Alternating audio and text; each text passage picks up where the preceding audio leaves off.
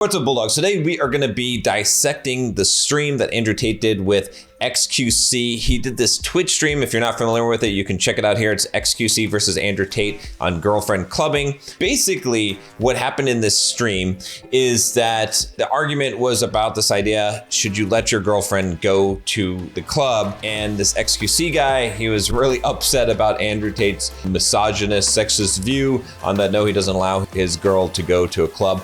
And I thought this was interesting. This is pretty enlightening. I think that a lot of young guys could really listen to what Andrew had to say here, because I agree with him almost 100% here. There's some things, I think that the way that he presented it, he's playing a persona, he is playing a character, but the logic behind that and then the way that he reacted, I think is very, very important to understand, because there's some pretty good demonstrations of masculine behavior here for a lot of you younger guys here. So first of all, what happened was basically in the stream, Andrew was saying that he would not allow his girlfriend to go to a club. And he gave a lot of good reasons for this. The biggest one being he's territorial. XQC tried to say, oh, well, that's insecure and it comes from fear.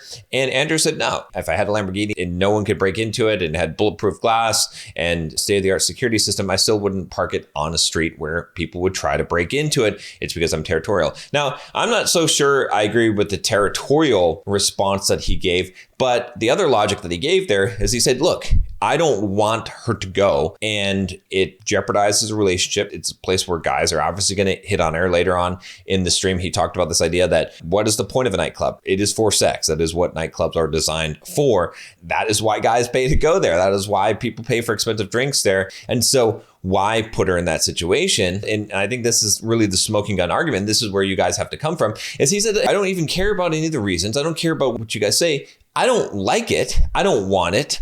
And she could do it if she still wants to. That's fine, but we'll just break up. And so the key here to understand with all of this, because I think I've been in the debate about this, about should guys have girlfriends? Should you allow your girlfriend to have guy friends? And people say, oh, John, you're sexist, whatever. I totally get it. It's not something that I am going to allow as a standard for myself. I'm not going to date someone who's going to go to a nightclub. I'm not going to date someone or be in a committed relationship with someone, a girl who has guy friends. I'm not going to do it. And it's not you forcing or trying to control someone. It's just you have a standard and you all should have standards. And Andrew also made a really good point. He said, why would she even want to go to the club? If you have a girl that is wanting to go to the club, you have to really question how much desire does she have for you? And if the girl has low desire for me, that is also a reason why I'll kick her to the curb, because I don't want to deal with that. I have a high standard of what I expect for people being in relationships with me. It's what I want. I can choose what I want in life.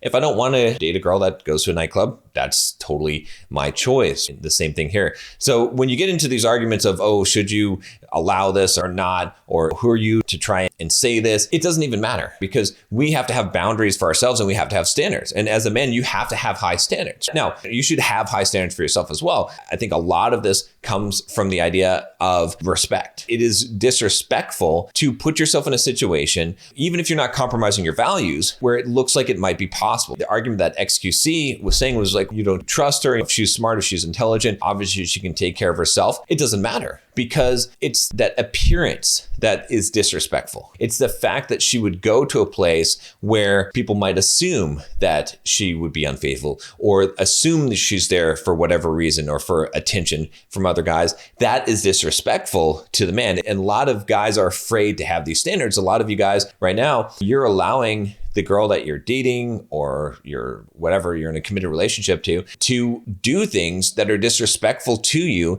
And you're afraid that people will call you controlling or insecure if you don't enforce those boundaries. But in reality, the problem is you're weak. Stop being weak. You need to be able to say, look, this is what I want. This is what I accept. You don't need to yell at somebody. You don't need to get upset. And that's another thing about this whole interview. I think this is just a great example of how to have a discussion with someone. When you look at XQC in this interview, you'll see he's all over the place. He's upset. He's spazzing out. He's basically getting super, super emotional and energized by this whole conversation, where Andrew Tate is just sitting there getting a massage. He's totally calm and totally rational. Even though this guy's attacking him, he's not getting upset. He doesn't care. It doesn't matter. And he he listens to this guy who's being irrational. He makes sure that he understands them because he repeats them back to him in a respectful way, even though this guy's being disrespectful to Andrew. So this is some things to take note of, guys, is because when you look and you compare the two in this interview, the guy getting agitated, getting upset, trying to really argue his point by showing all this emotion, he looks feminine. The guy who's just calmly listening there, he looks more masculine. So it really does determine how you come off. And like I said, I think this is a good interview that just shows you the difference and how you can behave as a man. You don't have to explain away the reasons why you have for doing things. If you don't like something, it's enough that you don't like it. Now, you have to make a choice. You can't make people do things that you don't like. I talk about all the time on this channel about the idea of don't have expectations on people and don't let them put expectations on you. It applies in this case very much. There are things that I believe as a man that it is disrespectful if a girl you're dating does. For example, having guy friends, hanging out with guys, going out to nightclubs, going out to bars, going on girls trips, any of that stuff. No, it doesn't fly in my book. Now, can you still do all those things? Of course, a girl could do those things. She just wouldn't be dating me if she were doing those things. That's it. And that is a standard that I make clear. And there's nothing wrong with that. You have to have those kind of standards. So many guys, I think they get into arguments about this and they get into arguments with their girl they're dating because what happens is they have an expectation on her. They expect her to act a certain way. Andrew's basically saying, hey, look, I don't care. You could do it if you want to. I'm telling you what I don't like and what it requires to date me. And if you don't want to comply to that, that's totally fine. I'm not upset. You can just be gone and there'll be another girl that would take your place. And that's the kind of mindset that you have to have, because when you have a non-negotiable standard, that has to be the case. And see, a lot of you guys, you're too afraid to put down a non-negotiable standard because you're afraid of the loss. If you're afraid of loss, then you're not going to be able to have respect for yourself and no one's going to be able to have respect for you.